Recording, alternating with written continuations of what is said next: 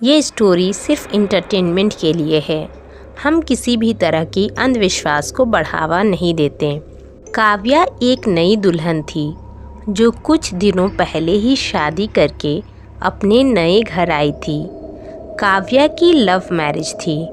काव्या के पति राघव के माँ बाप नहीं थे, इसलिए वो अपने बड़े भाई और भाभी के साथ रहता था। एक दिन काव्या की फ्रेंड नेहा उससे मिलने आई। अरे नेहा, तुम दिल्ली से कब आई? और शादी के दिन ही तुम्हारा दिल्ली जाना ज़रूरी था, शादी बाद नहीं चली जाती?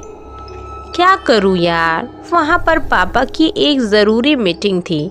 आजकल उनकी तबीयत ठीक नहीं रहती, इसलिए उनके साथ जाना पड़ा।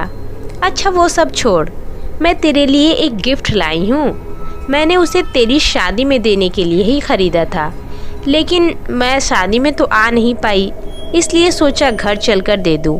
अब मेरा गिफ्ट देख, बता कैसा है। काव्या जब गिफ्ट खोलती है तो उसके अंदर एक इम्पोर्टेड शैम्पू होता है। अरे वाह, इम्पोर्टेड शैम्पू! तेरा गिफ्ट मुझे बहुत पसंद आया। इसे हर रोज़ अपने बालों में लगाना, तेरे बाल और भी खूबसूरत हो जाएंगे। ओके यार, तू इतने प्यार से लाई है तो ज़रूर लगाऊंगी। एक दिन काव्या की जेठानी सीता किचन में जाती है। वो काव्या को रोटी बनाते हुए पीछे से देखती है। अरे वाह, आज तो मेरे बगैर ही सारा खाना बन रहा है। लगता है आज शाम मुझे कुछ करना ही नहीं पड़ेगा, बहुत ज़्यादा आराम मिल जाएगा। काव्या, तुमने सब्जी बना लिया है क्या, या मैं बना दूँ? लेकिन काव्या जैसे मुड़ती है उसका चेहरा बदल जाता है। वो उसे देखकर डर के मारे ज़मीन पर गिर जाती है। तभी पीछे से किसी के कदमों की आवाज़ आती है। सीता जब पीछे मुड़कर देखती है तो उसका चेहरा खौफ से कांप जाता है, क्योंकि काव्या किचन के अंदर आ रही थी। जैसे ही वो पीछे मुड़कर देखती है, पीछे कोई नहीं था। क्या हुआ भाभी, आप इस तरह नीचे क्यों बैठी हैं?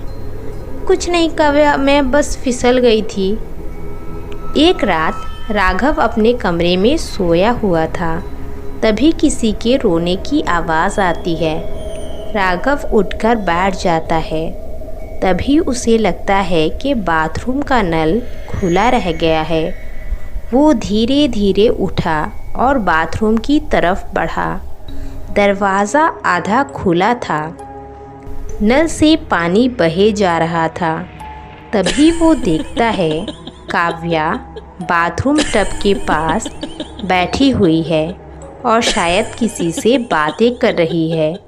ये देखकर राघव बुरी तरह डर गया। काव्या, तुम यहाँ क्या कर रही हो और किससे बातें कर रही हो? जैसे ही राघव की आवाज़ काव्या ने सुनी, वो अजीब तरीके से रोने लगी। राघव उसे घूर घूर कर डर भरी नज़रों से देख रहा था। तभी काव्या का रोना बंद हुआ और अचानक से वो पीछे की तरफ मुड़ी। उसका चेहरा अब इंसानी नहीं रहा, बल्कि किसी चुड़ैल की तरह हो गया।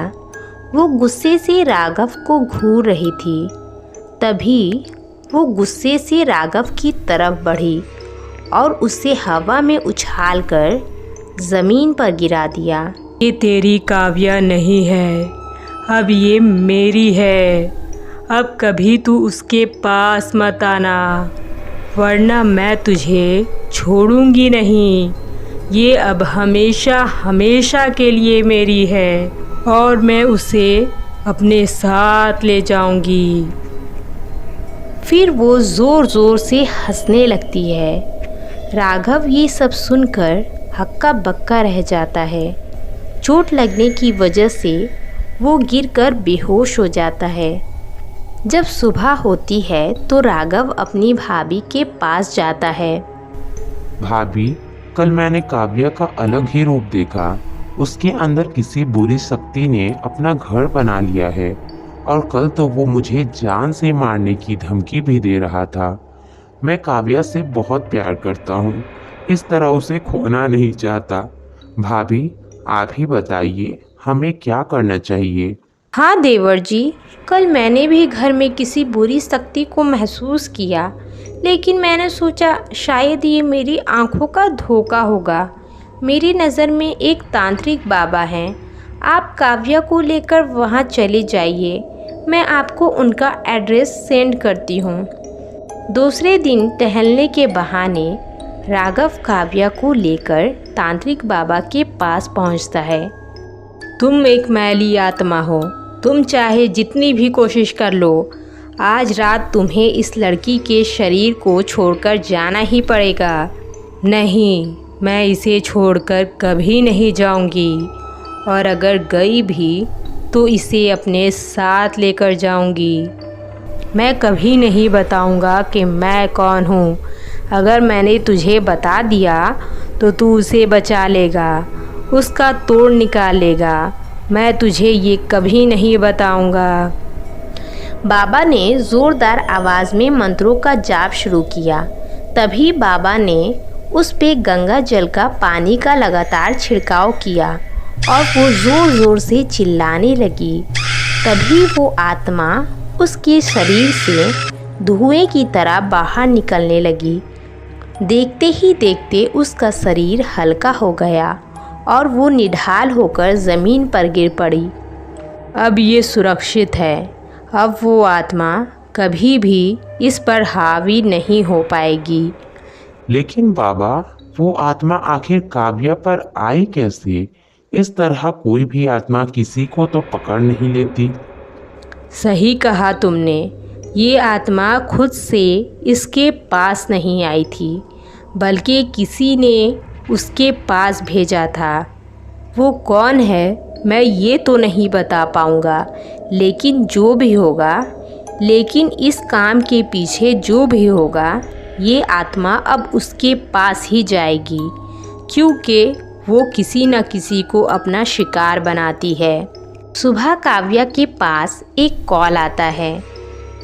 काव्या बेटी, अब तुम्हारी बेस्ट फ्रेंड तानिया इस दुनिया में नहीं रही। सुबह जब मैं उठा तो वो बाथरूम में गिरी पड़ी थी। उसके चेहरे और बदन पर नाखूनों के निशान थे। काव्या तानिया के घर पर जाती है। वो उसके कमरे में जाती है। तानिया को डायरी लिखने की आदत थी, इसलिए काव्या उसके रूम में डायरी तलाश करने लगती है। जैसे ही वो पीछे के कुछ पन्ने पढ़ती है, वो डायरी पढ़ते हुए कांपने लगती है। आज मैं बहुत उदास हूँ। आज काव्या ने मेरे प्यार राघव से शादी कर ली। मैं उसे प्रपोज़ करने ही वाली थी कि तब तक राघव ने काव्या को प्रपोज़ कर दिया था। शादी वाले दिन मैं काव्या के पास गई और मैंने वो तांत्रिक का दिया हुआ कंगन काव्या को दे दिया। तांत्रिक ने कंगन में एक मैली आत्मा की राख मिलाई थी। कंगन में उस आत्मा की राख है, जिससे दिन ब दिन काव्या उसके गिरफ्त में आ जाएगी। वो आत्मा हमेशा के लिए उसे अपने साथ ले जाएगी। तब जाकर मेरा बदला पूरा होगा और शायद राघव भी मुझे मिल जाए, शायद काव्या के मरने के बाद।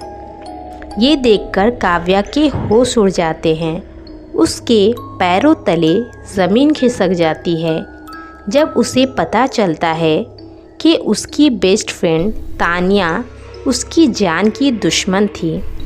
अगर आपको ये हॉरर स्टोरी पसंद आई हो तो वीडियो को लाइक करें और इस तरह की हॉरर स्टोरीज़ देखने के लिए चैनल को सब्सक्राइब करें।